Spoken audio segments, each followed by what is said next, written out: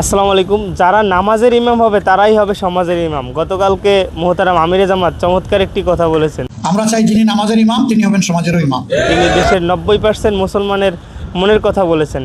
আমাদের দেশের chairman, MP, মন্ত্রী তারা নিজ নিজ দপ্তরে ইমামতি করবে, তারা তখন অটোমেটিক দুর্নীতি ছেড়ে দেবে, অনিয়ম ছেড়ে দেবে।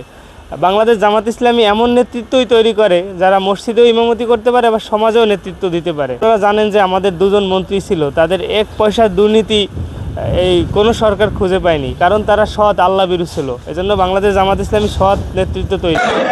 মেহরাবে দাঁড়িয়ে নামাজের ইমামতি করবেন, এটুকু আমার এবং আমাদের প্রত্যাশা নয়। আমরা চাই যিনি নামাজের ইমাম তিনি হবেন সমাজেরও ইমাম। নামাজের ইমামের ইমামতিতে যেমন মসজিদের ভিতরে আল্লাহর বিধান অনুযায়ী নামাজ কায়েম করার কারণে শান্তি প্রতিষ্ঠিত হয়েছে, ঠিক এই মুত্তাকি মানুষগুলা যদি সমাজে নেতৃত্ব দেন তাহলে সমাজেও ইনশাআল্লাহ শান্তি কায়েম হবে।